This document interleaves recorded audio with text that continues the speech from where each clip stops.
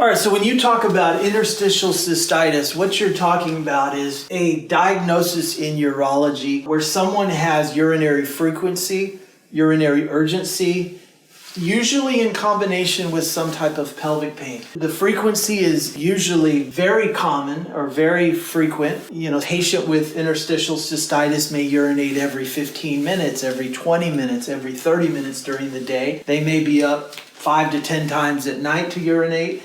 They have severe urinary urgency, but they also have pelvic pain or pelvic discomfort that's centralized over that bladder. And the theory behind the pelvic pain is there's a protective lining of the bladder that in interstitial cystitis patients, usually this protective lining is absent.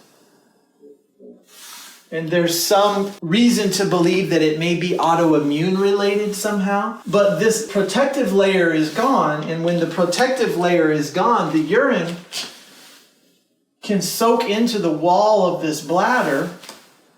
And when it soaks into the wall of the bladder, you can have bladder spasms, contractions, discomfort, and even some fibrosis of the bladder itself because of the underlying issue. This usually needs to go on for a prolonged period of time, and a lot of times medications and things like that are tried to see if things help, but if something doesn't help, and usually it's about 6 months or so before someone is truly able to be diagnosed with interstitial cystitis. But you also want to rule out certain things that can present like interstitial cystitis. One would be just infection. Infection of the bladder can cause spasms and irritation, so making sure there's no infection is important. A tumor, if the bladder has, a cancer or a tumor that's causing spasm and irritation, that's something that can cause similar symptoms. A bladder stone, if someone has, a stone in the bladder that's bouncing around and irritating the bladder, that can certainly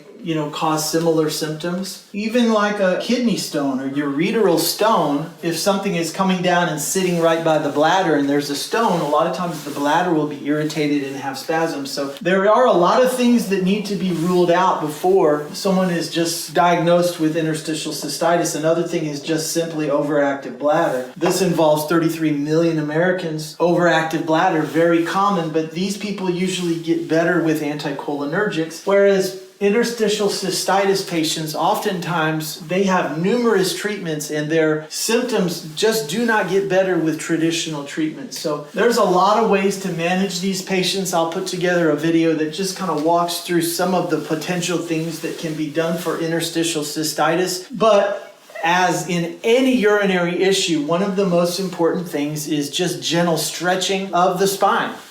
Stretching and strengthening of your core. The sympathetic outflow that goes to the bladder is typically, T10 to L2. So stretching those areas can help improve not only blood flow, nerve transmission, but also lymphatic drainage. So that can help where medications are more optimally used and effective. Something anyone can do with this diagnosis is, one, avoid bladder irritants. And those come in a variety of different things, but avoiding bladder irritants is important. Gentle stretching and strengthening of your core and your spine becomes very important in dealing with something like this. That's complementary. There's more traditional types of medicines, and I'm certainly not suggesting that just by stretching and dietary changes may help. A lot of times more treatments are needed, more traditional types of treatments are needed to help someone with interstitial cystitis. I'm Dr. William Stiles, board certified urologist, talking to you today about